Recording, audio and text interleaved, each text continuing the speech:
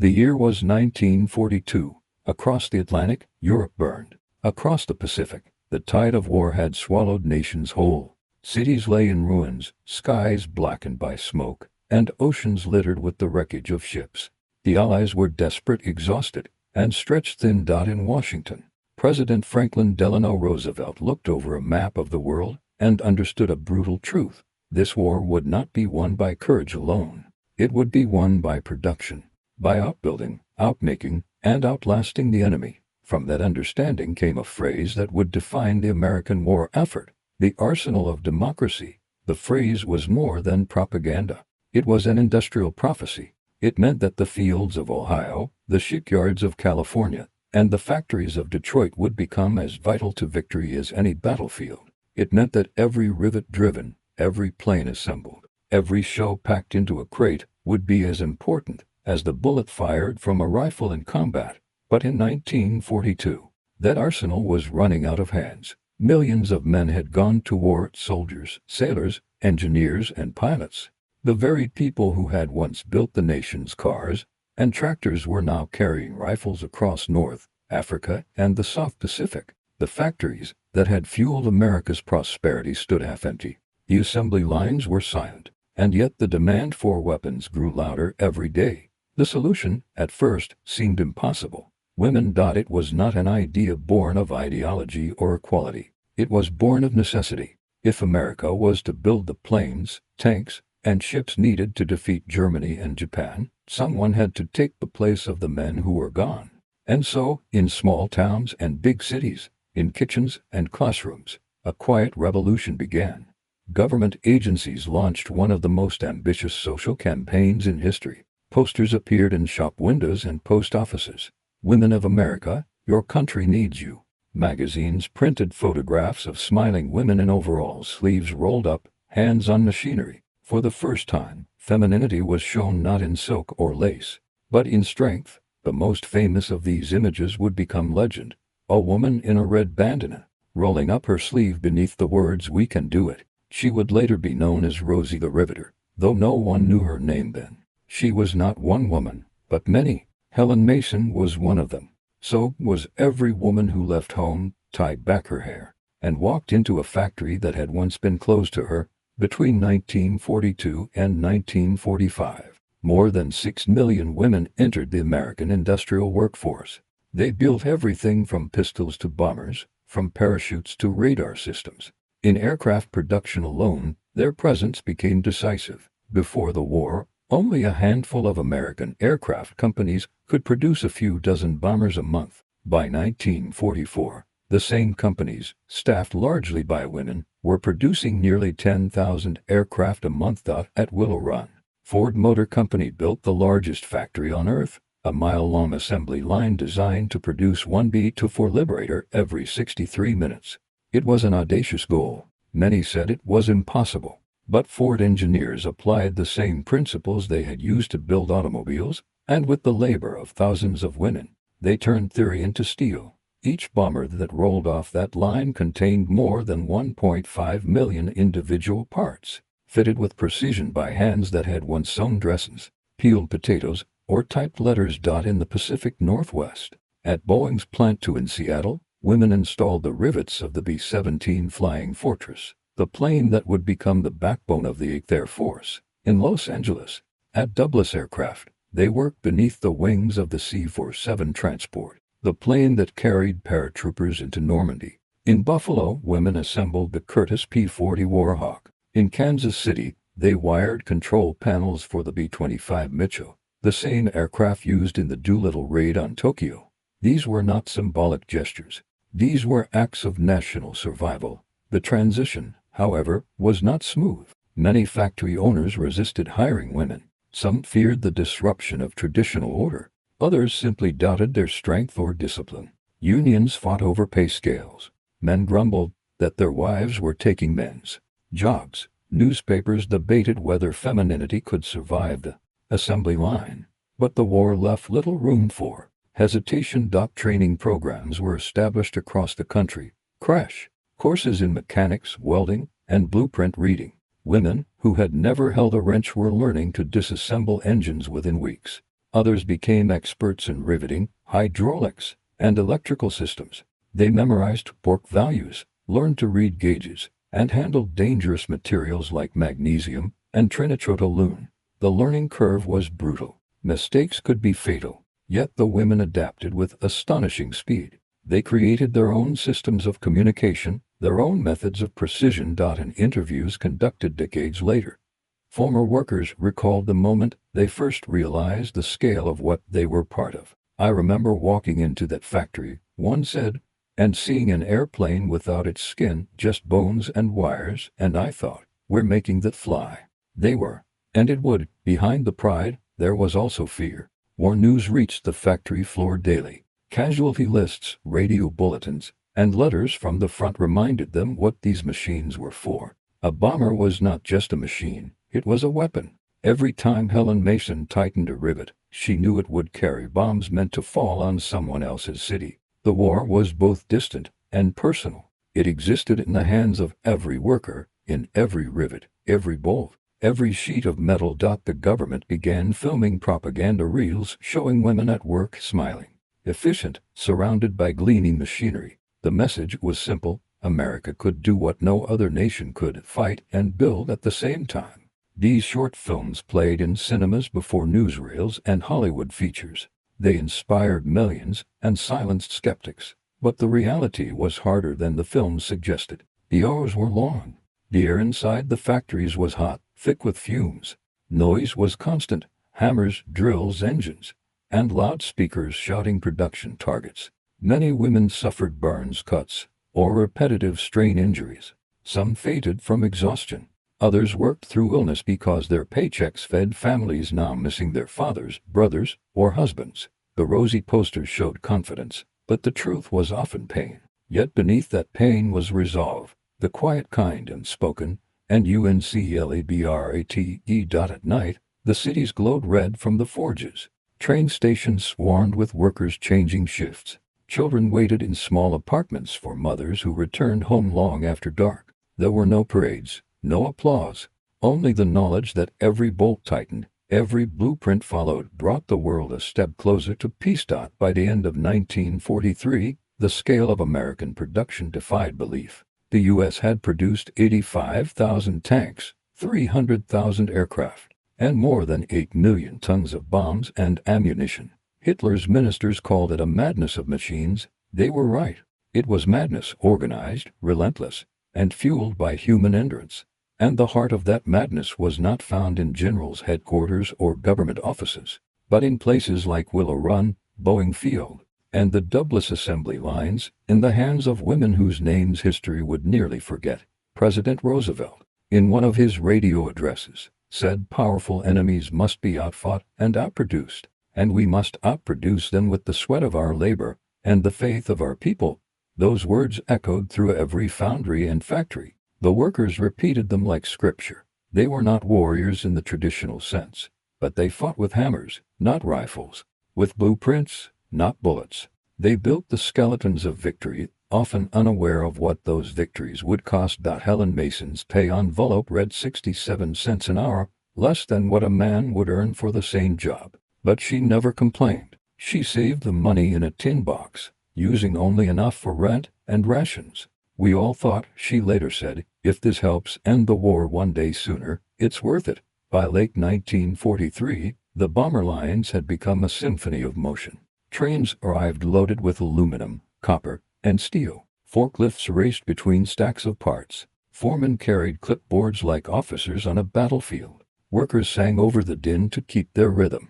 Somewhere in the chaos, Helen could always recognize the hum of a B-24 engine, the deep, throaty vibration of the Pratt and Whitney R1830. To her, it was the sound of defiance. The world beyond the factory seemed distant: the beaches of Sicily, the frozen fields of Stalingrad, the jungles of New Guinea. But the connection was constant. Each newspaper headline, each telegram, each broadcast from the front tied her labor to something larger. In London, the bombs still fell. In Berlin, the factories still burned coal into weapons. In America, women like Helen built faster than the enemy could destroy. The arsenal of democracy had awakened. It was not sleek or graceful. It was loud, unending, and alive with energy. And behind every machine, behind every explosion that echoed across the ocean, there was a pair of hands, often smaller, often scarred, that had made it possible. They were no longer just filling in for absent men. They were proving something greater, that courage was not confined to the battlefield, that victory was not only won in blood, but also in labor, and that sometimes the quiet endurance of millions can thunder louder than guns. March 3, 1943, Willow Run, Michigan. The air trembled with the metallic roar of engines and the endless rattle of steel. Snow fell in thin, dry streaks outside the great hangar doors, but inside, heat shimmered above the lines of glowing rivets and sweating faces. The plant stretched farther than the eye could see, a mile of motion and thunder. Conveyor belts, cranes, assembly lines, welding sparks falling like stars. Somewhere in that moving labyrinth of steel and smoke, a woman in a faded kerchief tightened her gloves, squared her shoulders, and stepped into history. Her name was Helen Mason, 27 years old, born on a farm in northern Ohio. Before the war, she had never seen an airplane up close. Now she was helping to build the most advanced bomber in the world, the consolidated B-24 Liberator, a four-engined monster that could cross oceans, carry 5 tons of bombs, and fly faster than most fighters of the decade before. Every day Helen and tens of thousands of women like her transformed sheets of aluminum into the backbone of air power. The foreman's whistle pierced the factory noise. Lines shifted, tools changed hands. The rhythm of production continued 12 hours a day, 7 days a week. No one called it art, but it was creation all the same. On the assembly floor, voices blended with the hammering of drills. The sound was relentless, mechanical, alive. Helen took her place beside the massive rib frame of a bomber wing. She guided a rivet into the hole, pressed her foot to the pedal, and felt the vibration of the air hammer shoot through her arms. Another rivet, another breath. Her world had become metal and motion. She was part of something vast, something that stretched beyond her own name. From above, the factory resembled a living organism, veins of conveyor belts, arteries of pipes, a heart that never stopped beating. At the center of it all stood the half-finished bombers, silver, skeletal giants waiting for flesh. The sight was almost sacred. Men and women moved around them like worshippers in an industrial cathedral, dwarfed by the magnitude of what they were building outside. Trains arrived every hour, flatbeds loaded with engines from Pratt and Whitney, landing gear from Cleveland, instrument panels from Detroit. The snow on the cars melted as they were pulled into the warmth of the hangar. The smell of hot oil and burnt insulation filled the air. Overhead lights buzzed. The shadows shifted and trembled with the movement of cranes. Helen's station was near the east wall, close enough that she could see the long line of finished bombers waiting to roll out into the snow. The sight filled her with something she couldn't name: pride, fear, awe. Each one of those machines would soon carry men over enemy skies. Some would never return. She thought of her brother, Private Robert Mason, somewhere in North Africa, fighting across sand and smoke. She had no way to help him except this, tightening bolts, sealing seams, trusting that every rivet she set might keep him alive a few seconds longer. The loudspeaker crackled overhead. A voice announced the day's goal: 18 completed aircraft before midnight. The workers didn't cheer. They just worked faster. The rhythm of the plant never faltered. It was the sound of determination, of fatigue, of an entire nation straining toward victory. America had promised to become the arsenal of democracy. This was what that promise looked like: blistered hands, sleepless eyes, and endless rows of steel wings. The men were gone, to Guadalcanal, to Tunisia, to the skies above Bremen. In their place came housewives, teachers, secretaries, farm girls. They learned to read blueprints, operate cranes, weld aluminum, and manage production quotas. They were told it was temporary. They were told to go home when it was over. But for now, they were indispensable. Helen's section chief walked past, clipboard in hand. "Keep those rivets tight, girls," he called over the din. "Every loose one costs a life." The words were harsh, but they were true. The margin between flight and failure was measured in millimeters. They all knew it. At lunchtime, Helen sat on an overturned crate with a few others. Steam rose from tin cups of coffee. The women talked about ration books, about husbands and brothers overseas, about the letters that arrived weeks late. They spoke quietly, their faces lit by the orange glow of the welding torches around them. Above the noise, one of them started humming "I'll Be Seeing You." The melody floated through the metallic clamor like a ghost from another life. When the whistle blew again, the song vanished. The work resumed. The women returned to their stations, swallowed by the sound of creation. Outside the factory, the war felt distant. Headlines, radio voices, black and white photographs of men in helmets. But inside Willow Run, it was immediate. Every piece of metal touched by those women would cross the ocean. Every seam sealed, every window bolted, every propeller tested would become part of a weapon meant to decide the future of civilization. At the far end of the hangar, an engineer in a leather jacket signed off a checklist. Ship number 2307 cleared for rollout. The massive doors began to open, groaning against the cold air. Snowflakes swirled inside as the Liberator, gleaming silver, marked with white stars, crept forward on its landing gear. Workers stood aside, watching silently as the bomber rolled into the winter sunlight. The engines coughed, then thundered to life. The vibration shook the floor beneath their boots. Helen wiped her forehead and stared. It was her first finished bomber. Her hands had built part of that wing. The noise was deafening, but she smiled. The aircraft moved down the runway, rising slowly and possibly into the gray sky. For a moment, it seemed to take the breath of everyone watching. Then it was gone, a speck in the clouds, another ghost bound for war. She didn't know that somewhere, months later, that same plane would fly over the oil fields of Ploesti, or that its pilot would write a letter to the women of Willow Run thanking them for the wings that carried him home. All she knew was the sound of the hammer in her hands, the sting of metal dust in her eyes, and the faint tremor of pride that came with each finished rivet.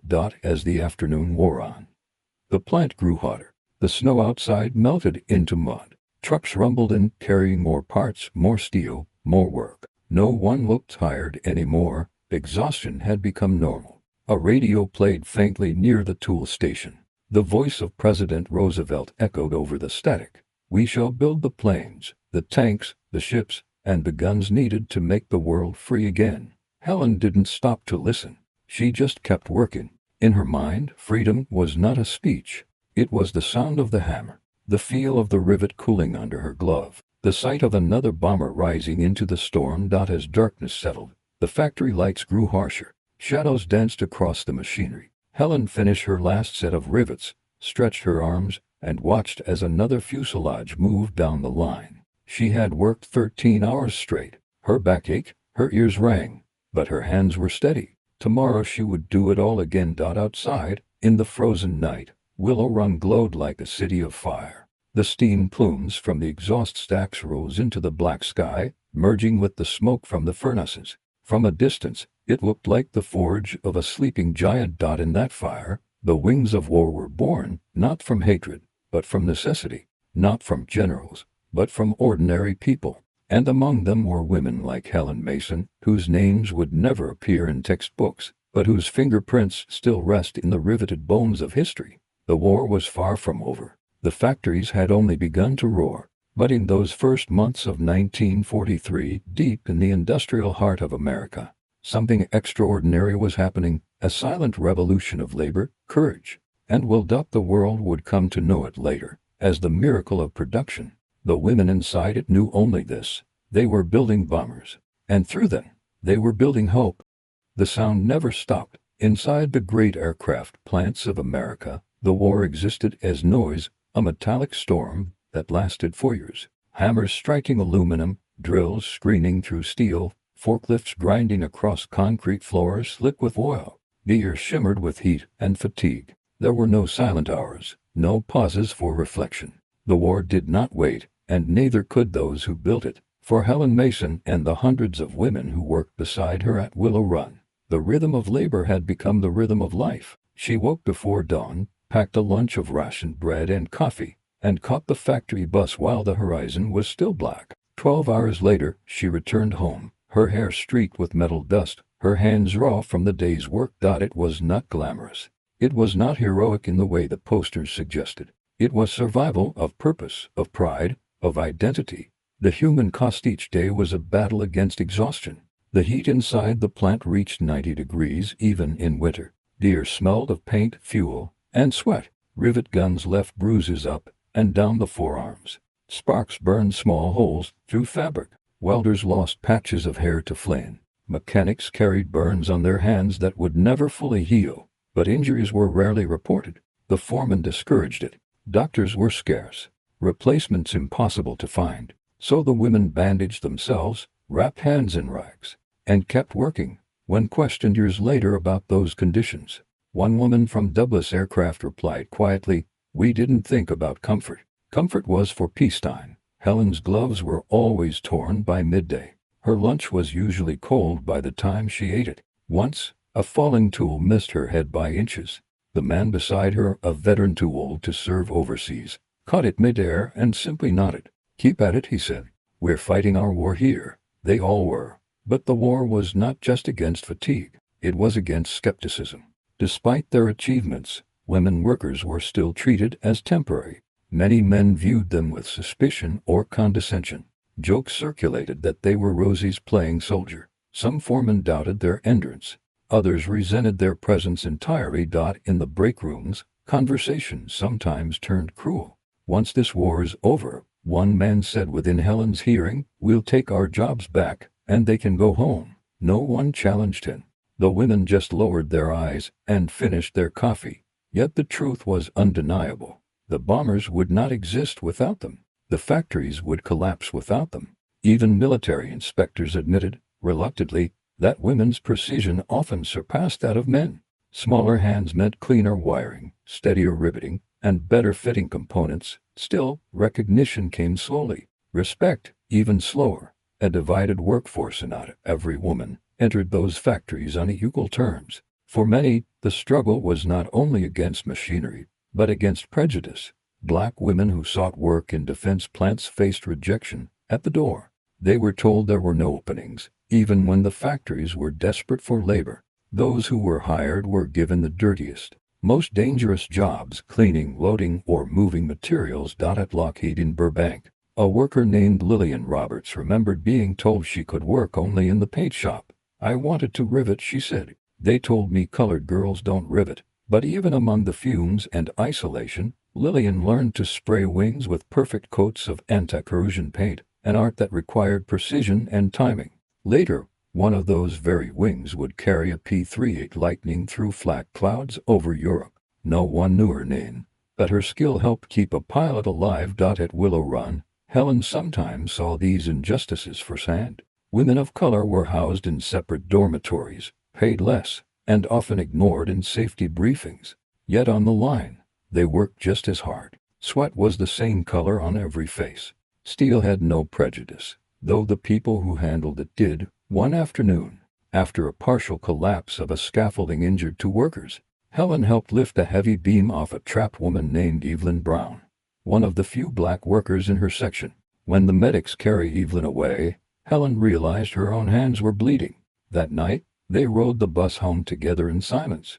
Evelyn's arm was bandaged. Helen's gloves were soaked with oil. Neither spoke of race or fear, only of work, of how many wings still needed riveting by morning. In that shared silence, something profound passed between them, an unspoken recognition that history would never see their faces, yet their labor would outlast all prejudice. Letters from the front for many. The connection to the war came through paper thin, creased envelopes that smelled of dust and ocean. Letters from brothers, husbands, or sons fighting abroad circulated across the factory floor like relics. Sometimes they arrived stained with oil or blood. Sometimes they never came at all. Helen's brother, Robert, wrote from Tunisia, "We saw one of your B-24s today. They came over the ridge like angels, for engines roaring. I can't tell you what it means to see something from home up there. Keep building, sis. They're saving lives." She read that letter so many times the paper began to tear. Every word was a reminder that what she did mattered, that each rivet carried a life, each plane a prayer. But not all letters brought comfort. Others announced losses, missing in action, killed in combat, unrecovered. When these arrived, the factory fell silent for a moment. Work stopped, just long enough for the weight of the words to settle. Then, slowly, the machines began again. No one spoke. The rhythm resumed, because it had to. Helen knew of 3 women who quit after receiving such news. Another, whose fiancé had died over Germany, returned to her post the next day and worked until she fainted. When asked why, she said simply, "He flew on. I build them. It's what we do." Accidents and shadows where production demanded speed, and speed invited danger. Safety measures were often ignored or rushed. Machinery was old, overworked, or poorly maintained. Sparks flew unpredictably. Fires broke out without warning. At Boeing's Seattle plant, a gasoline explosion in 1943 killed 8 workers. At Douglas in Long Beach, a crane collapsed, crushing 2 electricians. Each incident was reported in a few lines of print, buried beneath headlines from the front. But to those on the floor, every accident felt personal. They attended funerals when they could, though most were too tired even for grief. A bouquet would appear near the site of the accident, a small gesture, amid so much noise and steel. Helen never forgot the day one of the transport trucks overturned outside Willow Run. The crates inside had been filled with aircraft parts and lunches. The drivers were both killed. The next morning, work continued as usual. No one spoke of it again. This was the hidden front, the front without medals or uniforms, but with casualties all the same. Defiance and silence. Late 1943, whispers of rebellion circulated. Some women demanded equal pay. Others requested shorter hours or improved conditions. Most requests were ignored. Patriotism was used as a weapon against them. "You wouldn't slow down the war, would you?" foremen said. The answer was always silence. But defiance took quieter forms, small acts of dignity. A woman writing her initials inside the fuselage of a bomber. Another sneaking an extra ration card to a friend's child. Helen once carved a tiny HM into the inner wall of a bomb bay door. It was invisible beneath layers of paint, but she knew it was there. Her own secret signature on the war. There were moments of levity too. Workers shared chocolate, rare cigarettes, or news from Hollywood. One woman taped a photograph of Clark Gable to her toolbox, claiming he gave her courage. Another kept a picture of her husband in uniform beside the blueprint board. Beneath the exhaustion, they were still human, still capable of laughter, even if it came out as a sigh. The weight of every shift ended with the same sight: another bomber rolling out into the light, engines thundering, snow or rain reflecting on its wings. The women would stop for a few seconds to watch, knowing that soon those wings would darken the skies over Europe or the Pacific. Sometimes, when Helen closed her eyes at night, she saw rivets glowing like stars, endless rows of them, vanishing into the dark. She dreamed of her brother walking beneath their light, of bombers passing overhead like silver ghosts. But the dreams were never peaceful. She always woke before dawn, the factory siren echoing in her mind. By winter, the fatigue had become a kind of numbness. The once glamorous idea of Rosie the Riveter had faded into reality. The ache of repetition, the weight of machinery, the quiet tears shed during night shifts. Yet beneath it all was a strange pride, the defiant endurance that held the entire machine of war together. They had become not symbols, but steel themselves, hardened by necessity, tempered by loss. And somewhere across the world, in skies blackened by flak and smoke, pilots trusted those unseen women more than they would ever know. The cost of steel was paid in labor. The cost of victory was paid in silence. And both were measured in the hands of women who built the wings of war, with no medals, no songs, and no promises of glory. Their strength did not come from fame, but from the belief that what they were building mattered, that when history finally looked back, perhaps it would understand that courage can also wear a bandana and hold a rivet gun. August 1, 1943, the Plosti read. 500 miles from home, under the burning Romanian sun, the air was a wall of flame and smoke. The B-24 Liberators of the U.S. 8th and 9th Air Forces thundered low over the oil fields, massive 4-engine bombers built in the same factories that roared all across America. Each one was a flying cathedral of aluminum and firepower, its skin stitched together by thousands of rivets, its heart pounding with the rhythm of the Pratt and Whitney R1830 engines. They were called the Liberators, and every plate, every bolt, every spar of those great machines had been touched by hands like Helen Mason's. The pilots flew barely 200 feet above the ground, lower than some church steeples, weaving between smoke columns and exploding tanks of oil. Anti-aircraft guns tore holes through the air. Black plumes bloomed across the sky. One bomber went down, then another, wings ripped apart, fuselages twisting into molten wrecks. The survivors flew on, undeterred. They had come to cripple the heart of Germany's oil supply, and to prove that the arsenal of democracy could reach across oceans to strike the enemy's lifeblood. From above, the bombers looked unstoppable. From below, they looked like steel angels descending into hell. Each one carried a dozen men, pilots, gunners, engineers, radio operators, each trusting the machine more than prayer. In the chaos of that raid, every seam and rivet mattered. The difference between life and death was measured not in courage, but in craftsmanship. Back in Michigan, thousands of miles away, Helen Mason didn't know that one of those bombers was her bomber. She didn't know that the same serial number she had seen stamped into the wing plate for 240378 was now flying through an inferno over Romania. But the connection existed, invisible and unbreakable. The same steel she had hammered, the same joint she had tightened, was now vibrating under the hands of an American pilot named Captain James Jim Devereaux, age 24, from Indiana. As his plane banked through the smoke, one of his gunners was killed instantly by flak. The cockpit filled with fumes.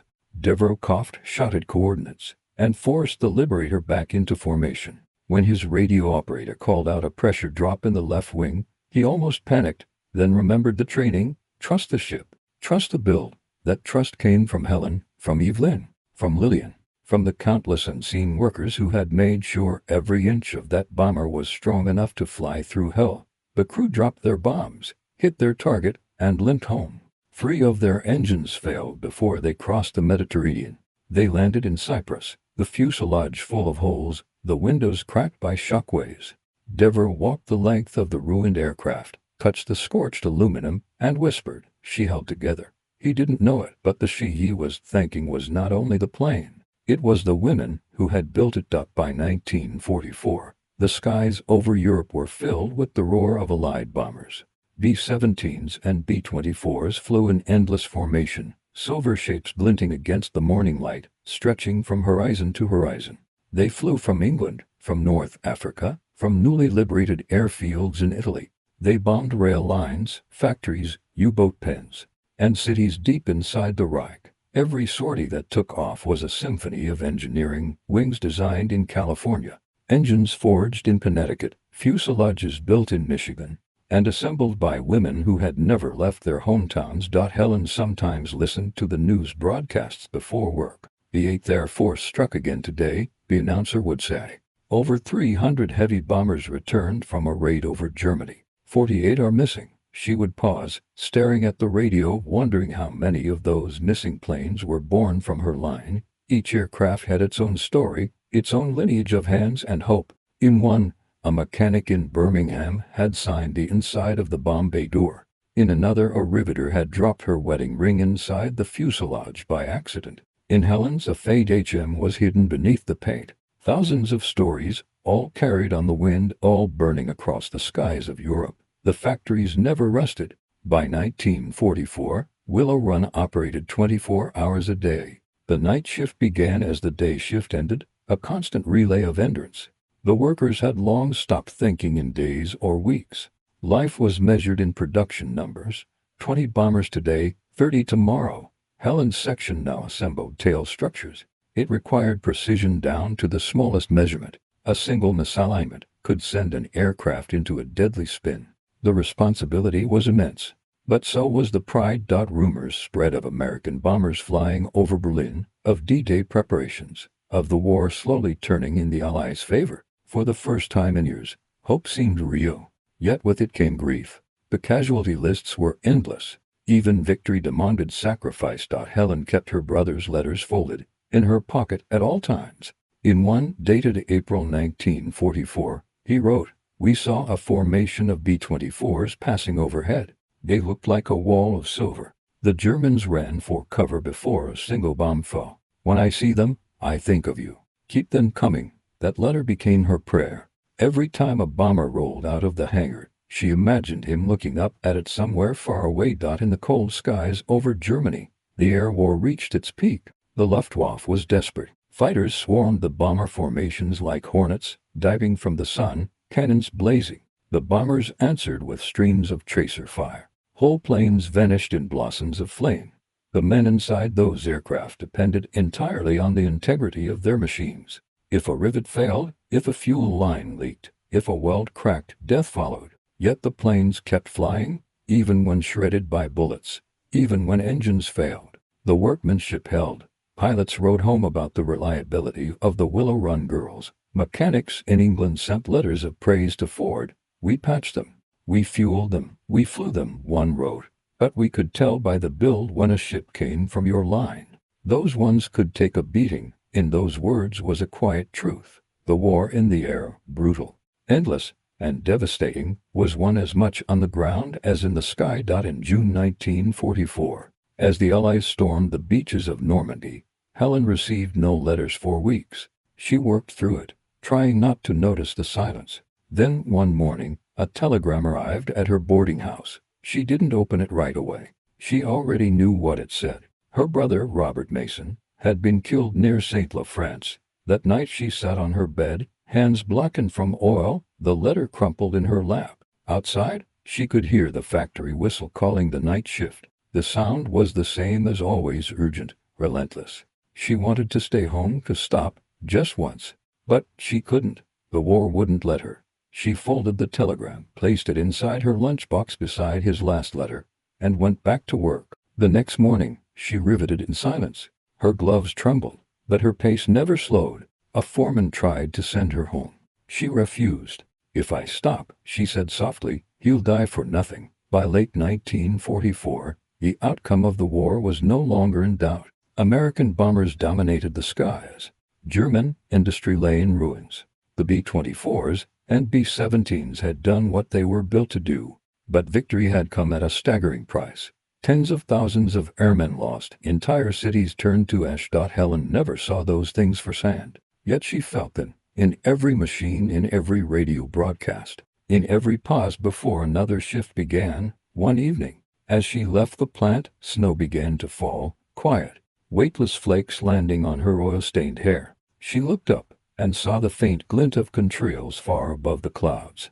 They were so high they seemed unreal, like scratches on glass. She wondered if one of those planes had her work in it. She whispered into the night, "Fly safe." In the silence that followed, she realized what she and the others had built was not just metal and machinery. It was a bridge between the ordinary and the extraordinary, between home and war, between fear and hope. In May 1945, the war in Europe ended. The sirens that once signaled danger now heralded peace. Crowds flooded city streets, waving flags, kissing strangers. But at Willow Run, there was no celebration. The factory still ran, out of habit, producing bombers that would never fly to battle. When the announcement came over the loudspeaker, "Germany has surrendered," work stopped for the first time in 3 years. The sound of silence was so unfamiliar that it hurt the ears. Then, slowly, applause. Some women laughed, others cried. Helen just stood there, numb, surrounded by machines that suddenly had no purpose. That afternoon, they rolled out one final B-24. It gleamed like a monument, the last of its kind. The workers lined up, touching its skin as it passed, whispering farewells as if to a living thing.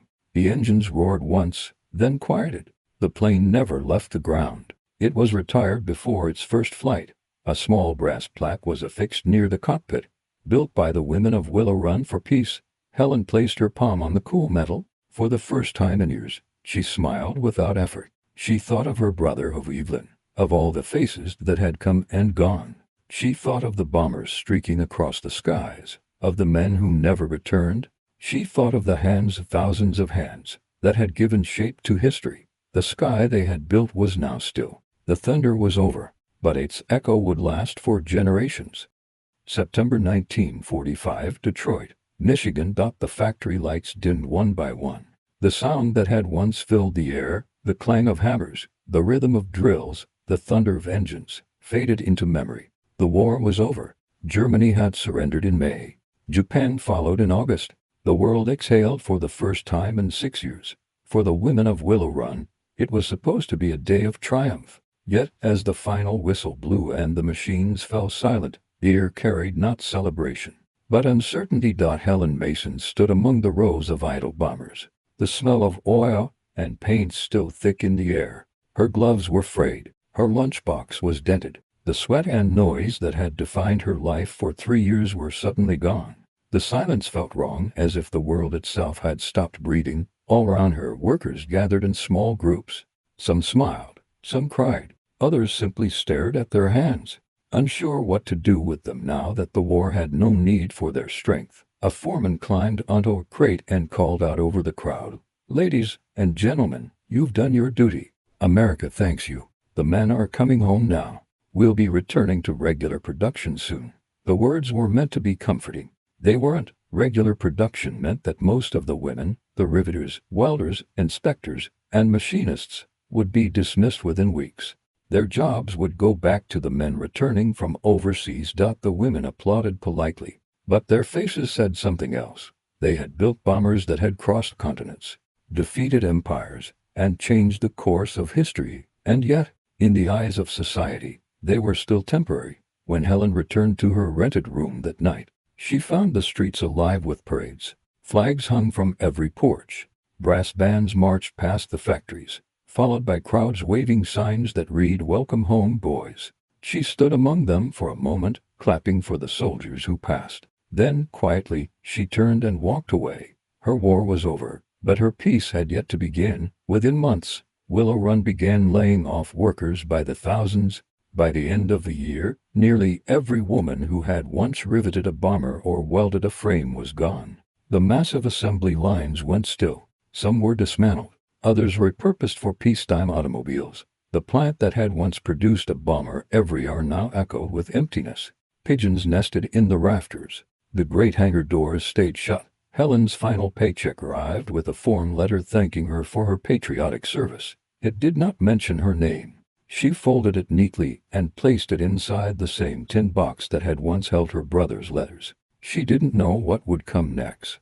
The war had given her purpose. Peace offered her only questions. Across the country, millions of women faced the same fate. They had built ships, tanks, and planes only to be told to return to the kitchen, the schoolroom, the sewing machine. Some did. Others couldn't. The world they had entered, the world of industry and independence, had changed them forever. Many struggled to explain that change to their families. Fathers asked why they wanted to keep working.